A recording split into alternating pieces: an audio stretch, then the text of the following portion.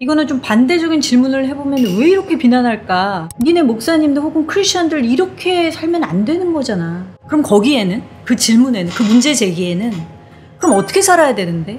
라는 게 분명히 있거든요. 그게 없이 그냥 이런 걸 무작정 던졌다기보다는. 저는 그래서 이 영화가 굉장히 좀 디스토피아적인, 이 하나님을 향한 어떤 믿음이 없이 살아가는 인간들이 얼마나 어두운 어떤 그 암흑 속에서 살아가는가를 잘 보여주는 작품이어서 저는 굉장히 큰 깨우침이 있었고요. 그리고 그렇게 살아가는 삶이 얼마나 비극적인가 굉장히 좀 뭐라 그래 섬뜩하게 네네. 이 드라마를 결국은 좀 봤습니다. 그러니까 사실 양쪽 진영 다 엄청난 죄 가운데 놓여 있고 이 가난한 자들도 자기가 궁지에 몰리는 상황에서는 그 선한 기운마저도 남을 죽일 수 있는 그런 상황.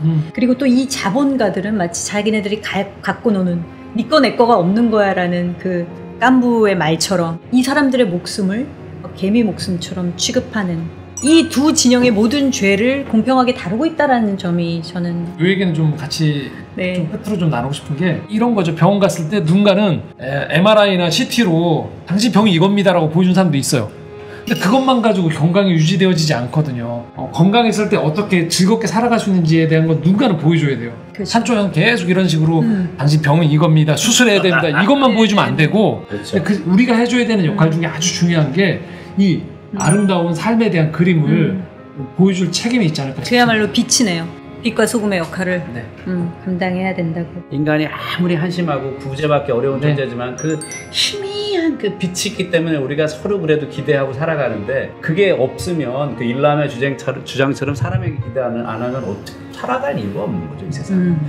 사이사이에서 구조 안에서 우리가 되게 신음하고 고통하긴 하는데 그럼에도 불구하고 사람은 가장 기본 이 진료는 우리가 가지고 있는 믿음이 하나님의 형상이잖아요. 처음부터 끝까지 완벽하게 선인으로 남고 완벽하게 일관된 사람은 없고 여기서 되게 넉넉했다가 다시 움츠러들고 이런 모습들이 있지만 그 사이사이 속에서 누군가의 손을 잡아줘서 이 게임에서 살아남게 도와주기도 하고 양보하고 뭐 이렇게 도와주는 지혜를 모았던 장면들의 그 선의들을 우리가 무시할 필요는 없을 것 같아요. 살아가면서. 그래서 목숨을 뭐 내놓기도 희생하는 그렇죠. 캐릭터도 있었고 그래서 그 사이사이 사람들이 보여줬던 그 선의들은 우리 스스로도 살아가면서 계속 포기하면 안 되는 가치들이지 않을까라는 생각을 가져봅니다. 결국 마지막 장면에 성찬절 12시 종이 울린 것처럼 결국은 이 후기 자본주의 사회의 모든 모순들과 지금의 이 인류가 처한 위기와 비극, 시스템의 문제들이 결국은 복음으로 밖에는 답이 없고 해결될 수 없다라는 것으로 저는 그렇게 받아들이고 싶습니다.